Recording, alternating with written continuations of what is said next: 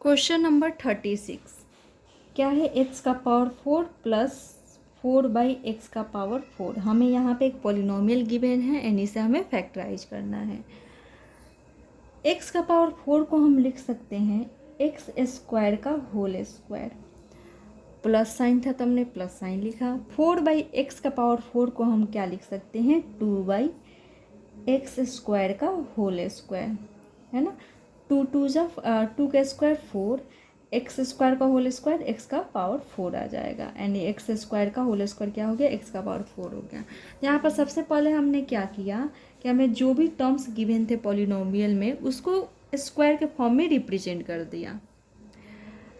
अब हम यहाँ पर ध्यान दें तो अगर हम x² को a एज्यूम करें एंड 2/x² को b एज्यूम करें तो इसका मतलब हमें यहाँ पर a² गिवन है प्लस b² गिवन है,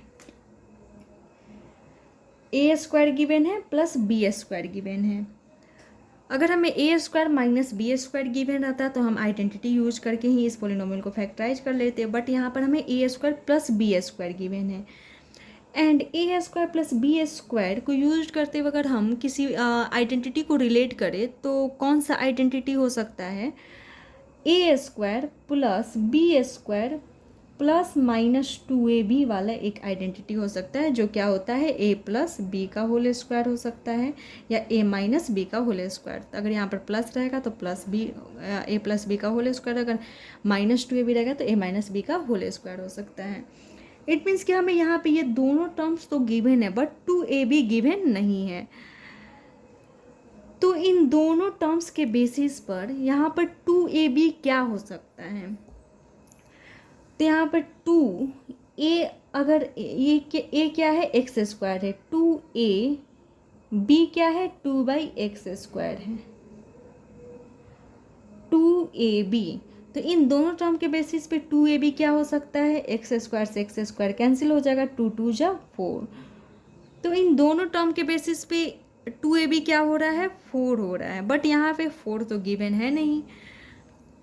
तो यहाँ पर हम 4 लाने की कोशिश करेंगे। कैसे, अगर हम 4 जैसे कोई एग्जांपल ले 6 प्लस 0 क्या होगा 6 होगा। इट मीन्स कि 0 अगर हम किसी भी नंबर या किसी भी वेरिएबल में ऐड या सब्सट्रैक्ट करें तो कोई फ़र्क नहीं पड़ने वाला है।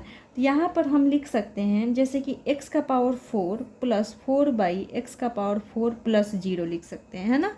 एंड इसी 0 के बदले में अगर हम 4/x⁴ है, इसी 0 के बदले में अगर हम +4 -4 लिख दें तो भी ये जो कंडीशन है वो रॉन्ग नहीं होगा, बिकॉज 4 - 4 क्या हो जाता है 0 होता है। इसी 0 को हमने ऐसे रिप्रेजेंट कर दिया एंड हमारा काम भी हो गया क्योंकि हमें 4 चाहिए था। तो हमने इस 0 के बदले में क्या लिखा 4 - 4 लिखा।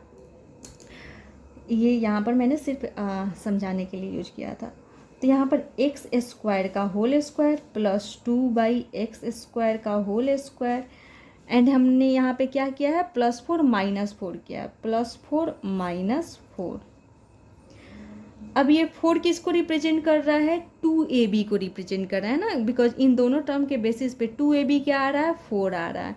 अब हम यहाँ पे इस 4 को 2ab के फॉर्म में रिप्रेजेंट कर देंगे। तो x² का होल स्क्वायर प्लस 2/x² का होल स्क्वायर प्लस 4 को हमने क्या रिप्रेजेंट करना है 2ab। 2 × a क्या है x² है, b क्या है 2/x² है। तो हमने 4 को रिप्रेजेंट कर दिया 2ab, x² से x² कैंसिल हो जाएगा, 2 × 2 4 डेट इज यहाँ पर जो 4 है एंड -4। हमने इसी पॉलिनोमियल को ऐसे रिप्रेजेंट कर दिया। अब हम यहाँ पर देख रहे हैं कि a² है प्लस b² है प्लस 2ab है। इट मीन्स कि हम इन तीनों टर्म के बदले में क्या लिख सकते हैं a प्लस बी का होल स्क्वायर लिख सकते हैं। तो यहाँ पर a क्या है x² है, b क्या है 2/x² है। तो हमने लिख दिया a प्लस बी का होल स्क्वायर, बिकॉज इन तीनों टर्म्स के बदले में हम क्या लिख सकते हैं, एक्स स्क्वायर प्लस 2/x² का होल स्क्वायर लिख सकते हैं। एंड क्या रिमेनिंग टर्म हो गया, -4, एंड -4 को हम लिख सकते हैं 2 का होल स्क्वायर, बिकॉज हम यहाँ पे देख रहे हैं कि फर्स्ट टर्म का स्क्वायर है, मतलब कि यहाँ पे जब हम इन तीनों टर्म्स के बदले में इसे लिख दिए तो अब रिमेनिंग टर्म क्या हो जाएगा, -4 हो जाएगा। इट मीन्स कि इस पॉलिनोमियल में कितने टर्म्स हो जाएंगे, 2 टर्म्स हो जाएंगे, एंड 1 टर्म्स का हमें स्क्वायर मिल गया है।